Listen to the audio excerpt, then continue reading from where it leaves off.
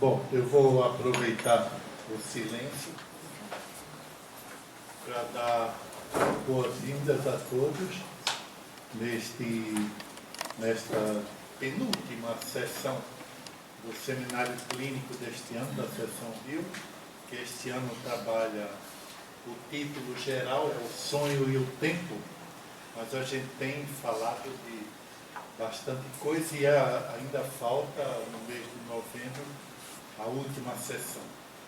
Hoje temos a alegria de receber conosco o nosso colega de Barcelona, Miquel Bassols, que vem nos falar. Eu vi o título que ele propôs, ou o assunto que ele propôs, me parece que é muito bem publicado, muito bem situado, porque ao mesmo tempo em que retoma a nossa discussão, Miquel vai introduzir uma discussão que nós não nos ocupamos, que é bem interessante para a gente, é um assunto que não se discute muito, que é o sonho para as neurociências, que é uma coisa que não foi tratada no seminário e que é extremamente oportuno que tu tragas para discutir com a gente. Então, sonho para a psicanálise, sonho para as neurociências e retoma o nosso velho assunto, o tempo. Então, eu passo a palavra para Miquel Bassols. Mais uma vez, agradeço a presença dele, que está vindo das Jornadas da Bahia, então, que trabalha já uma semana direto. Miquel. Muy bien. Bueno, muchas gracias por esta invitación a trabajar con ustedes en este seminario. En efecto, he tomado un tema convergente el tema de los sueños, el psicoanálisis, también un poco el tema del sueño en las neurociencias. Sobre todo van a ver el sueño de los neurocientíficos mismos, los sueños que tienen los neurocientíficos mismos, y todo ello anudado, articulado con la cuestión del tiempo, que en efecto me parece crucial para el propio tema del sueño. Voy a ir de cosas muy simples hasta cosas más complejas, y partiré de un hecho que creo que es evidente para todos, y es que de hecho pasamos un tercio, una tercera parte de nuestra vida durmiendo. Esto es sin ser conscientes de aquello que sucede en nuestro cuerpo y en la realidad. Incluso sin ser conscientes de cuáles son los pensamientos que nos habitan en ese tercio de nuestra vida. Al menos un tercio. Podemos decir incluso que estamos ausentes de nosotros mismos al menos un tercio del tiempo de nuestra vida, sin saber en realidad dónde estamos. Visto así es mucho tiempo. Una tercera parte de nuestra vida no estamos, no sabemos dónde estamos. El tiempo del sueño, del hecho del dormir, se nos aparece como una discontinuidad en la experiencia del tiempo, como una duración continua. Y es ahí, en esa discontinuidad, donde se nos aparece otro tiempo heterogéneo al de la duración de la conciencia, el tiempo del sueño. El tiempo que Freud analizó con sus propias leyes, fuera del tiempo cronológico de la duración. Ese otro tiempo es ya un tiempo imposible de contabilizar con el reloj.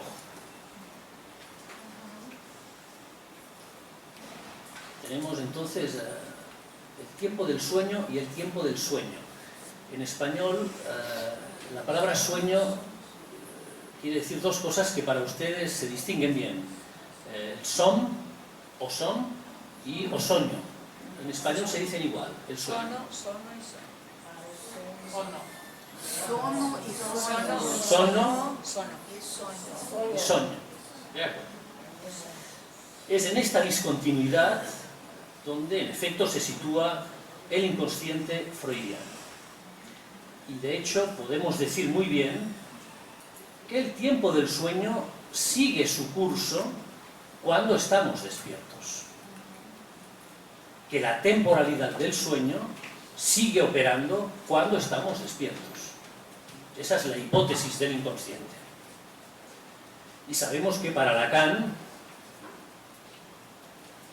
el sueño no sucede solo cuando estamos durmiendo.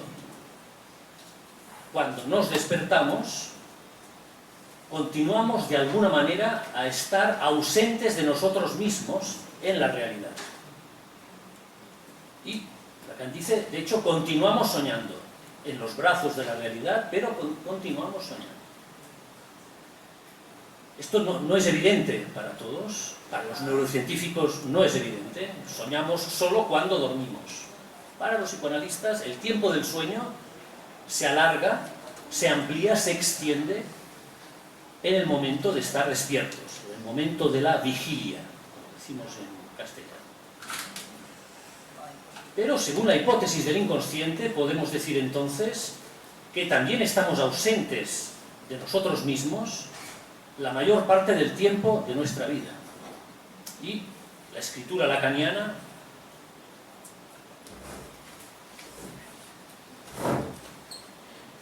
de alguna manera escribe esto. El sujeto dividido está ausente de sí mismo, no se puede representar a sí mismo, y anotamos esa ausencia con la S tachada. Esta ausencia del sujeto del inconsciente es una especie de exilio estructural del sujeto del inconsciente. No estoy nunca ahí donde pienso estar. Y no estoy tampoco ahí donde pienso ser. Y en la época de Internet esto se hace todavía más presente, diríamos. Uno no está nunca ahí donde piensa ser y no es siempre donde piensa estar. ¿Dónde estamos cuando soñamos? Podemos preguntarnos. Hay un famoso relato que creo que todos deben conocer, de un sueño del filósofo japonés Chuang-Tzu, el famoso sueño de Chuang-Tzu que sueña que es una mariposa que volaba, ligera y despreocupada, muy contenta, y después de despertarse, Chuang-Tzu está confuso, se pregunta si puede determinar si verdaderamente era Chuang-Tzu cuando había terminado de soñar, si era una mariposa, lo que estaba soñando, o si él mismo era una mariposa que había empezado a soñar que era Chuang-Tzu cuando está despierto. Y Chuang-Tzu se divide entre él y la mariposa.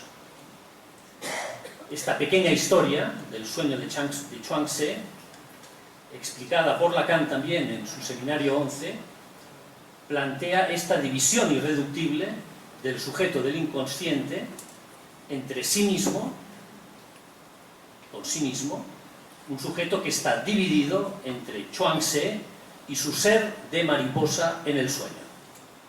Ese objeto de muchos colores, muy vivo en la mirada, que se le hace presente en el sueño.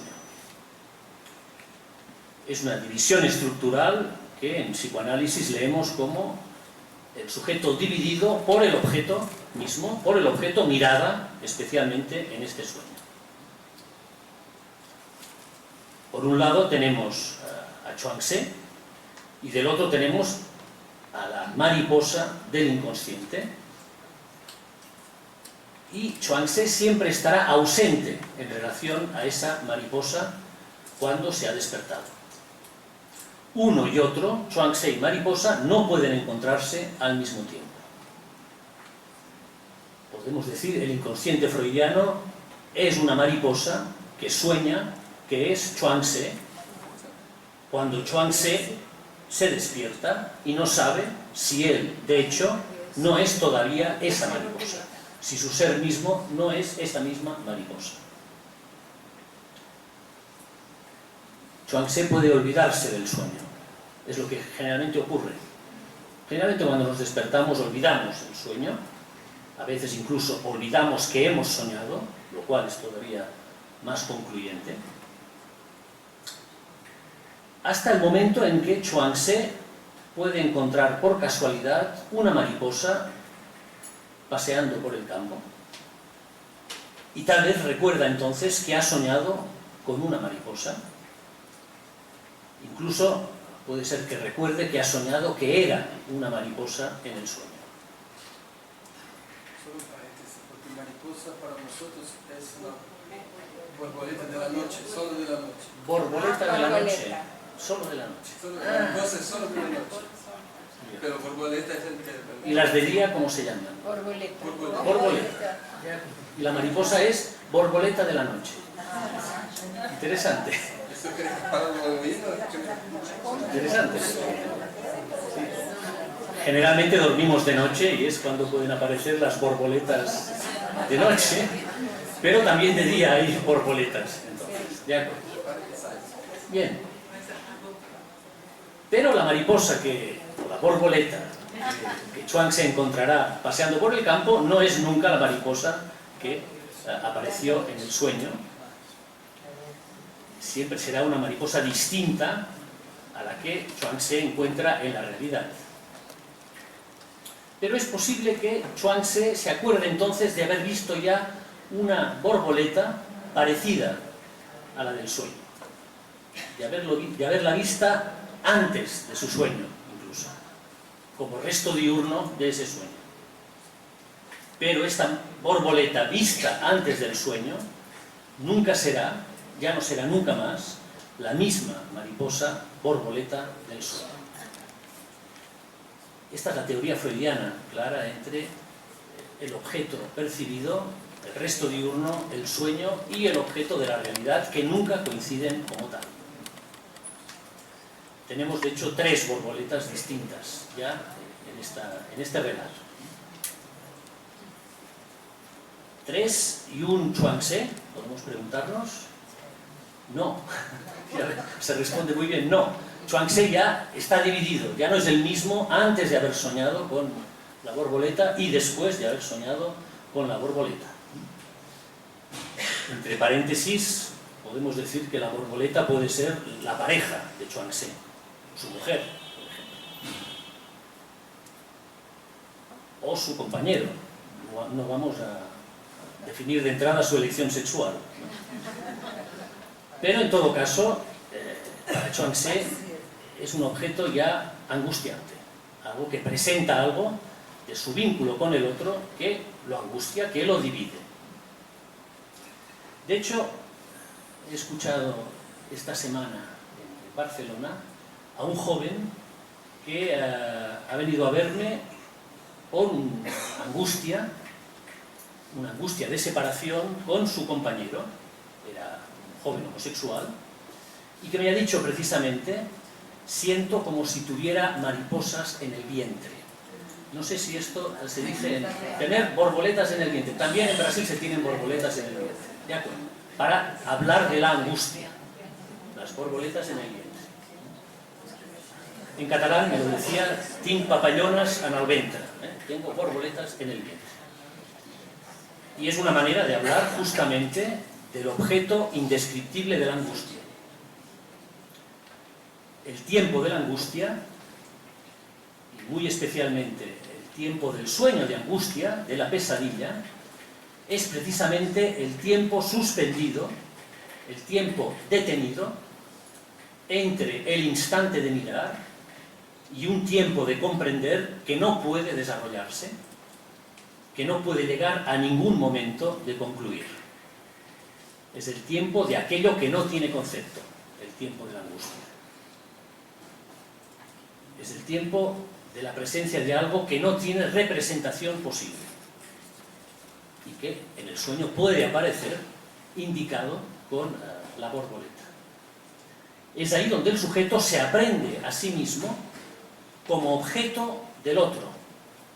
Y esto es lo que quiero subrayar, que es en este punto, donde el tiempo queda suspendido, donde el sujeto se aprende a sí mismo como objeto para el deseo del otro o para el goce del otro.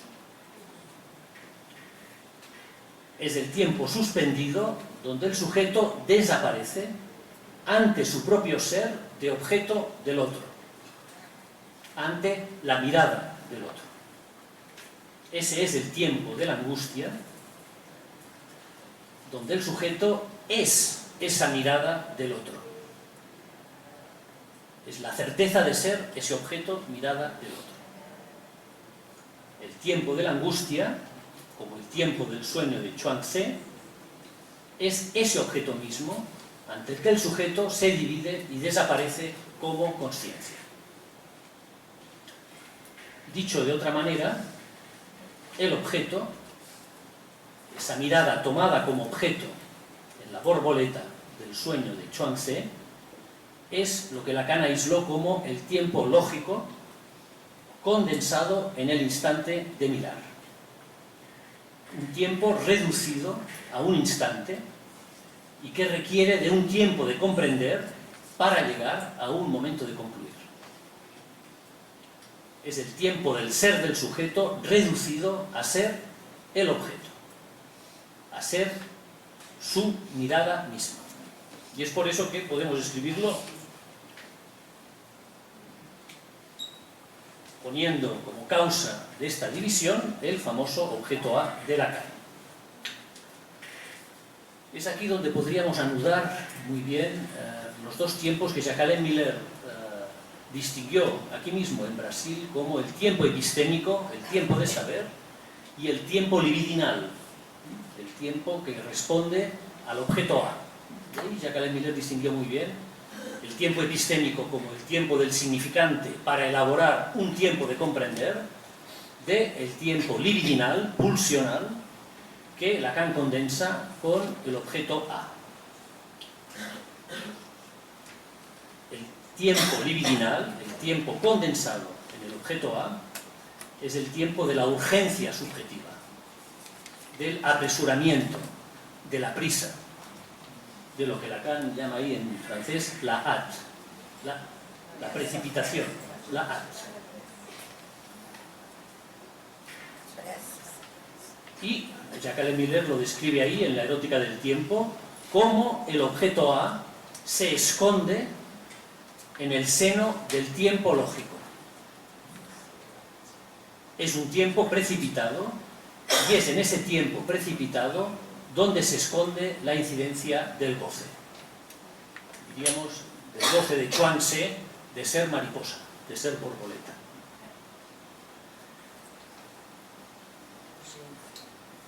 Lo interesante, y es lo que quiero introducir, es que esta dimensión del tiempo del objeto A, que se hace irrepresentable para el sujeto del significante, es precisamente lo que las neurociencias intentan atrapar como el sujeto de la consciencia o el sujeto de la cognición. Es lo que Antonio Damasio, al que me voy a referir un poco, como uno de los representantes, diríamos, más conocidos de las neurociencias actuales, intenta atrapar con su teoría del mapping. Mapping, es decir, de hacer un mapa de la realidad en el sistema nervioso central. Voy a avanzar un poco para decir algo sobre cómo las neurociencias actuales intentan abordar este punto, porque en efecto es intentando mapear la realidad cómo encuentran una suerte de no man's land, es decir, de lugar irrepresentable, siempre.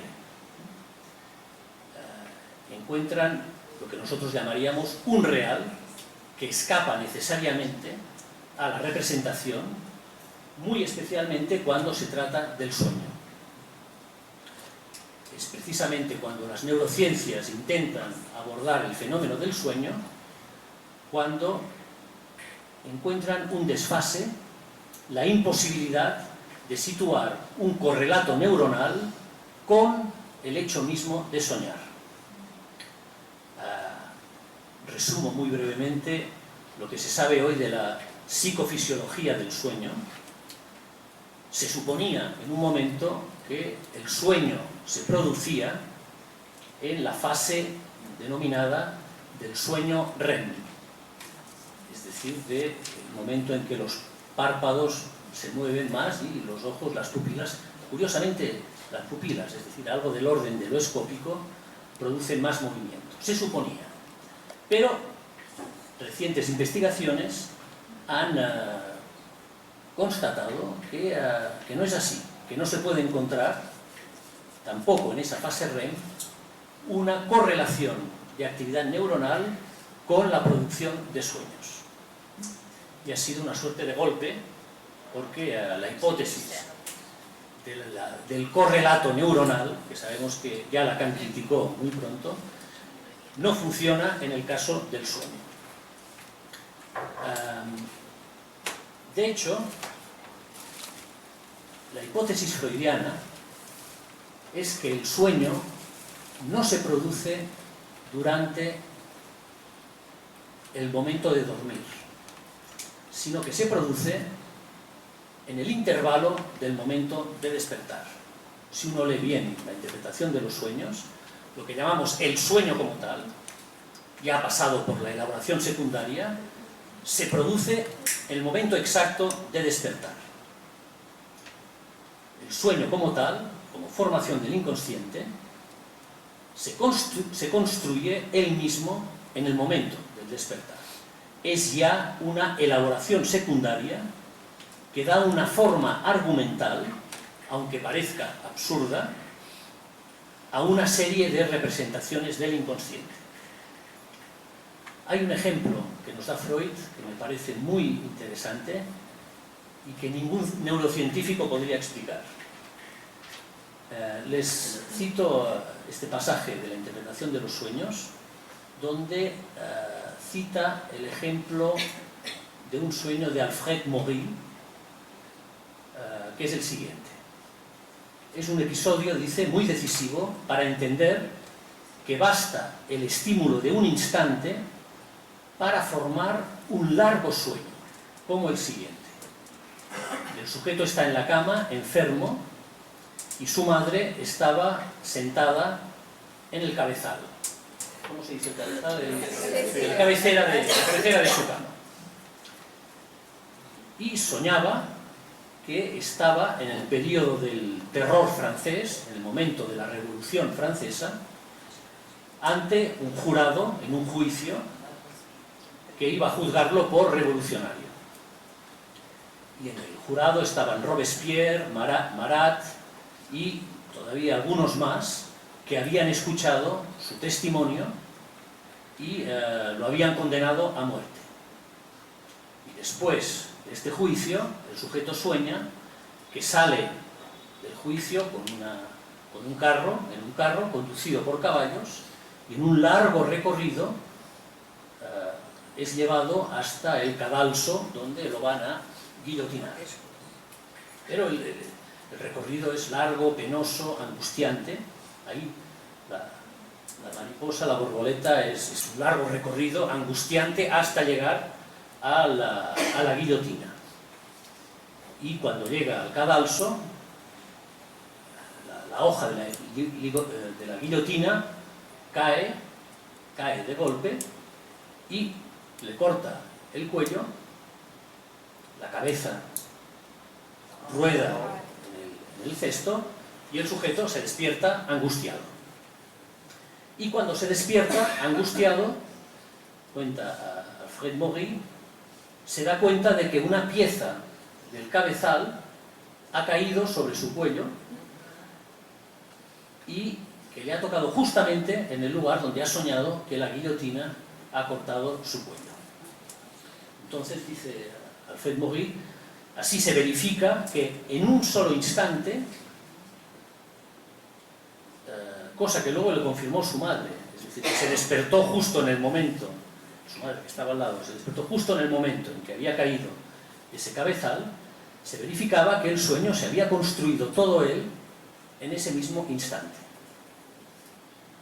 Un largo sueño, que en la conciencia del sujeto era toda una duración continua, se había construido en ese único instante como tal. Freud comenta el sueño diciendo que dio para una interesante discusión en sus reuniones para plantearse cómo es posible que el soñante condensara en un breve lapso de tiempo, comprendido entre la percepción del estímulo que lo despierta y el contenido onírico, que era muy complejo, muy rico y argumentalmente casi era una película. Y Freud dice bien, el sueño se construye como una formación instantánea, como un cristal que cristaliza de repente. Es como la imagen que Jacques Miller tomó en un momento sobre la transferencia, cuando hablaba de un elemento que se precipita y cristaliza en un solo instante. Así el sueño también se construye.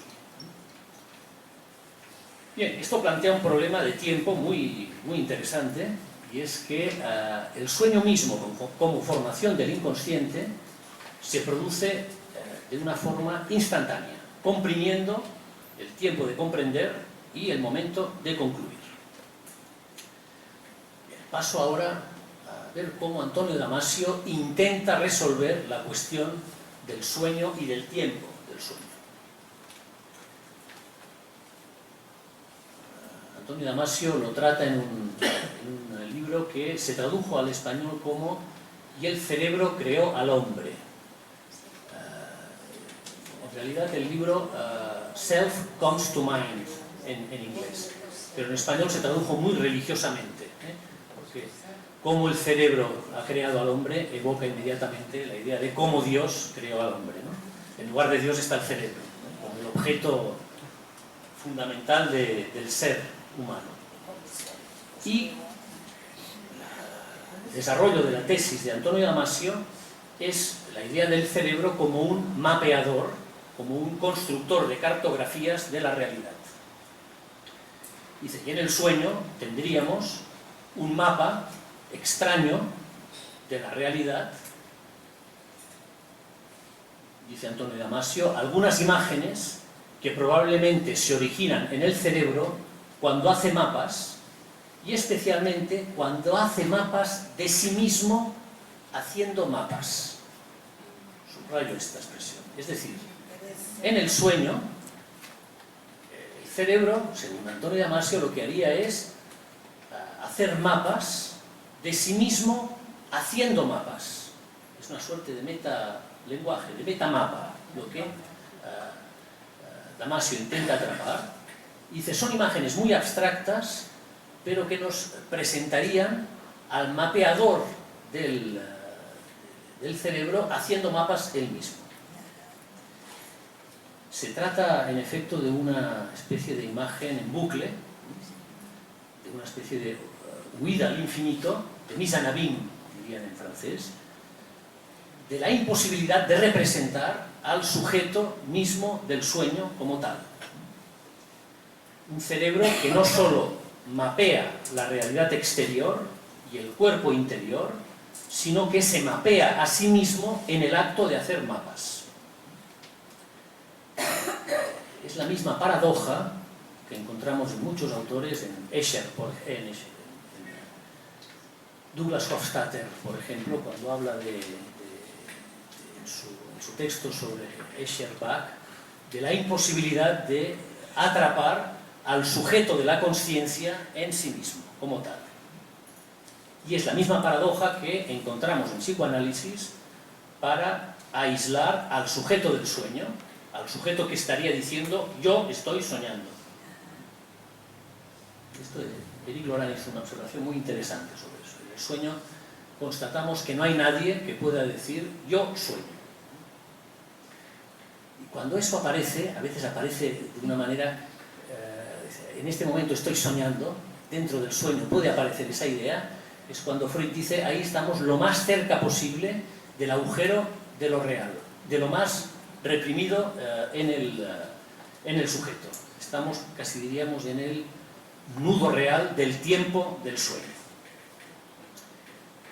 Esta paradoja se hará especialmente interesante cuando Antonio Damasio hable del inconsciente freudiano en ese libro, y lo va a hacer de una manera que me parece muy honesta, muy interesante a la vez, es decir, explicando un sueño de él mismo, un sueño de Antonio Damasio, que me parece un detalle clínico excelente. Debo decir que es el capítulo más interesante del libro. Uno se puede ahorrar todo lo demás, ir directamente a ese capítulo donde explica su sueño, que es el siguiente. Es un sueño de angustia, como el de Chuang-Tzu. Lo cito tal como Antonio Damasio lo cuenta ahí. Dice, es un sueño de repetición, es un sueño que sueña cada noche, especialmente cuando lo invitan a hacer una conferencia sobre neurociencias y Freud, o neurociencias y psicoanálisis.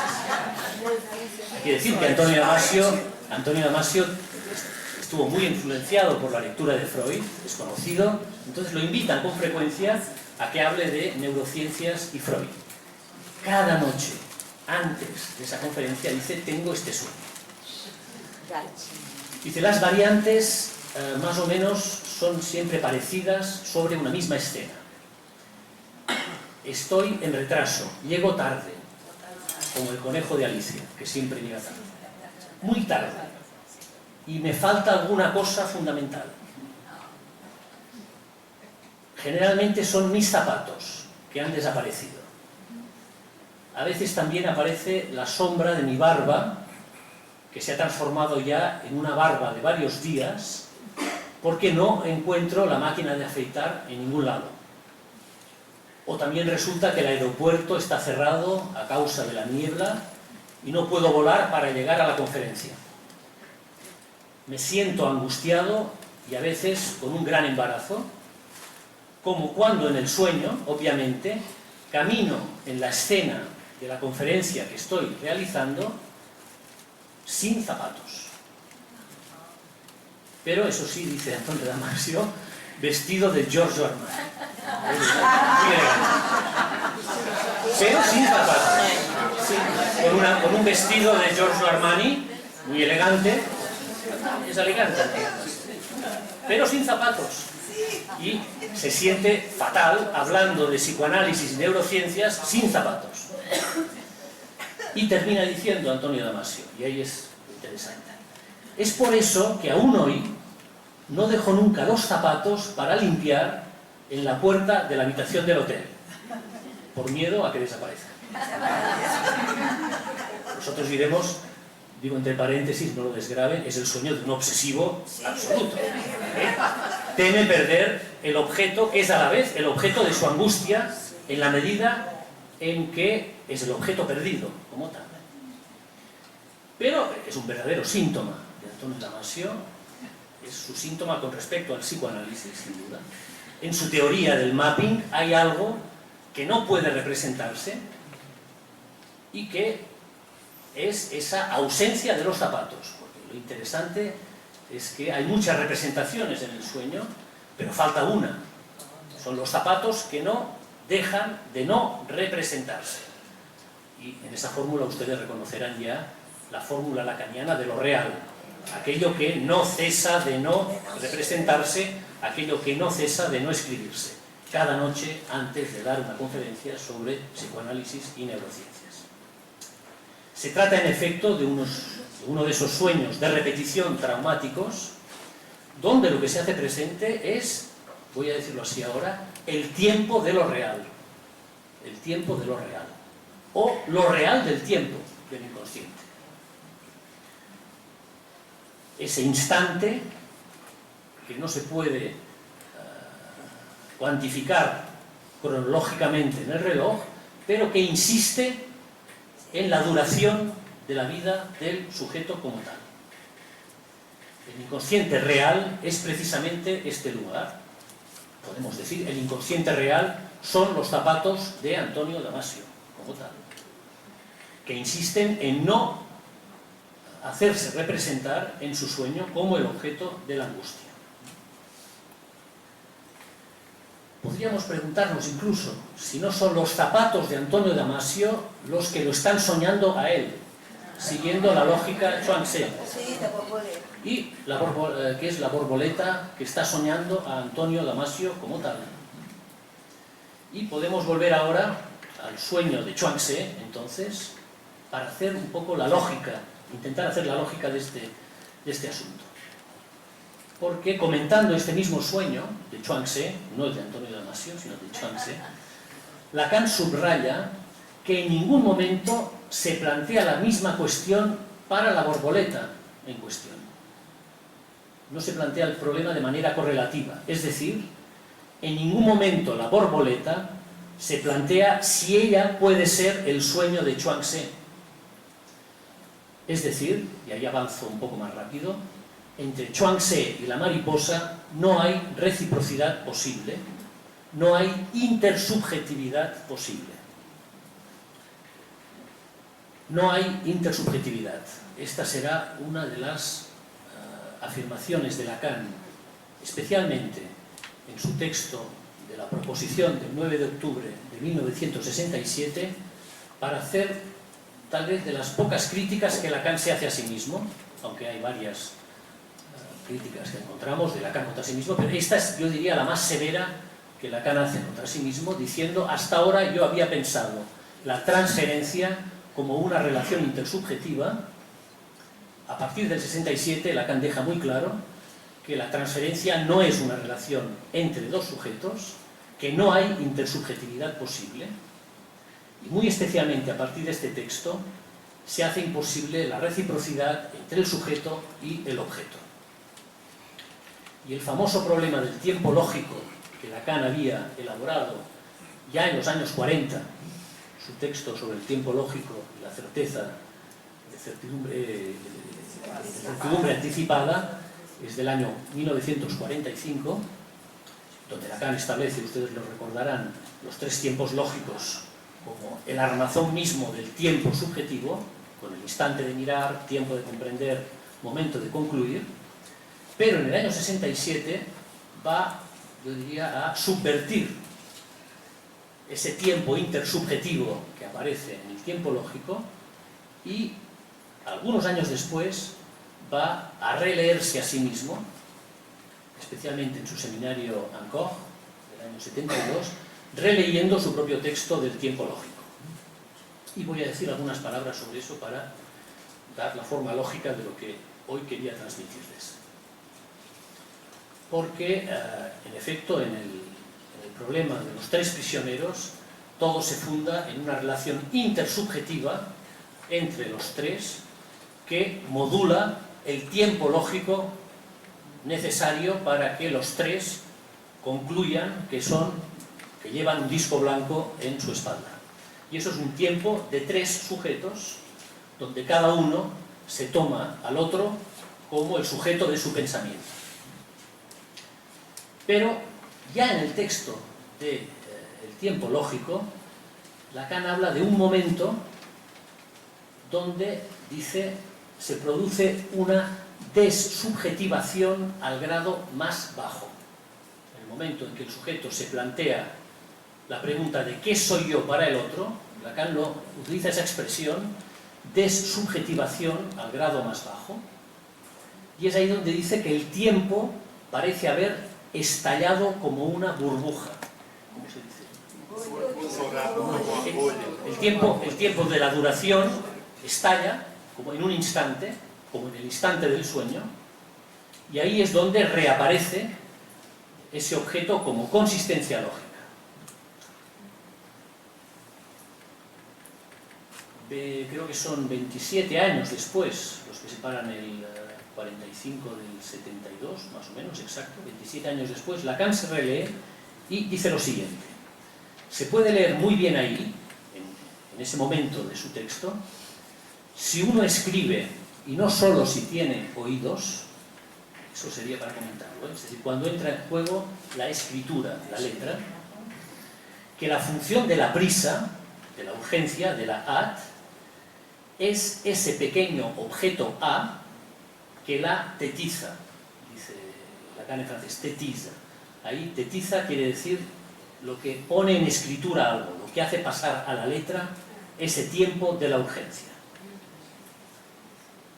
Y Lacan dice ahí, se impone una corrección a mi tesis del tiempo lógico del año 45. Al menos una relectura a la concepción intersubjetiva del tiempo lógico. No se trata en el problema propuesto de intersubjetividad.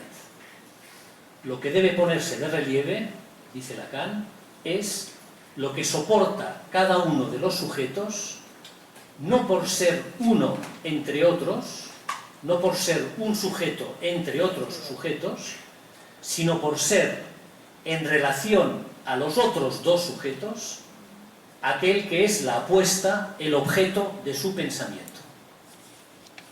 Ese es el grado de subjetivación más bajo, que es ahí donde Chuang-Tzu se aprende como mariposa, diríamos. Es en ese momento. Y cada uno interviene solo en ese terreno a título de objeto A, bajo la mirada de los otros. Es en este momento de desubjetivación al grado más bajo donde Lacan dice deja de haber intersubjetividad. Como en la experiencia analítica, que escribimos no como la relación entre dos sujetos, sino del analista sosteniendo el lugar del objeto A y el sujeto que es solo un sujeto como tal.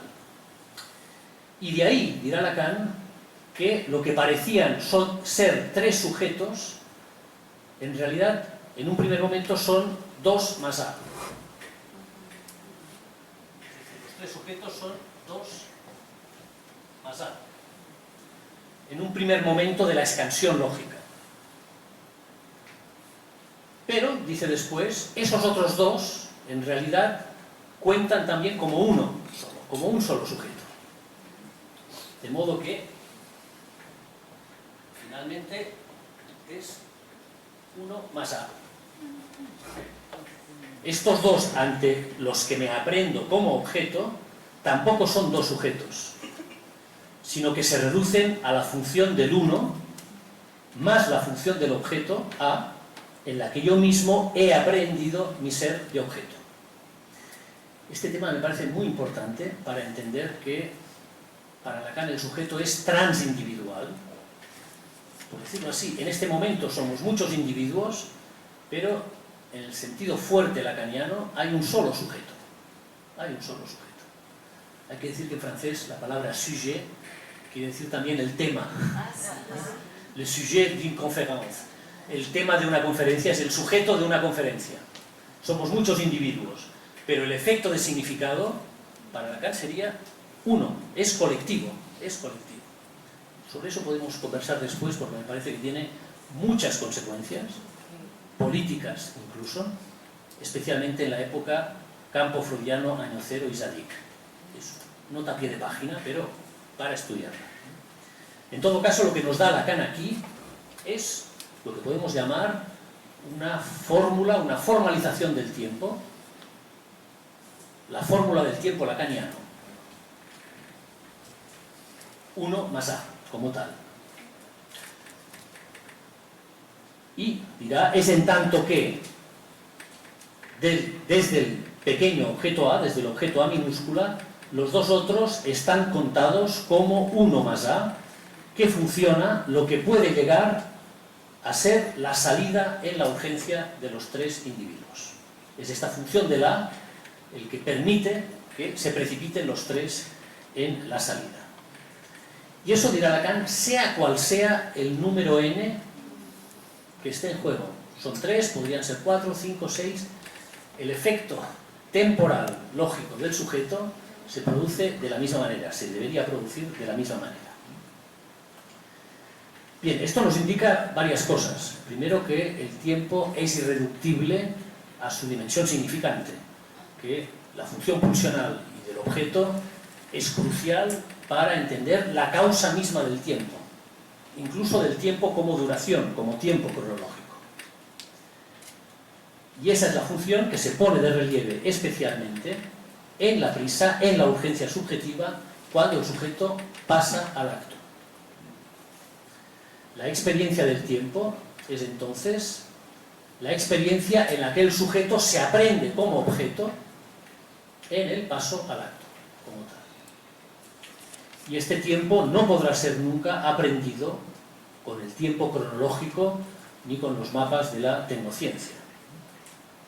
Más bien podríamos decir que esta tecnociencia, que hoy nos ofrece ya toda una serie de nuevos objetos tan fascinantes como la mariposa de Chuang-Tze, esa misma tecnociencia se ha convertido ya para el sujeto de nuestro tiempo en un objeto más de su fantasma, en una nueva versión de la mariposa de Chuang-Tze, este objeto ante el que nos preguntamos si no seremos nosotros mismos un sueño de ese objeto. Me detengo aquí.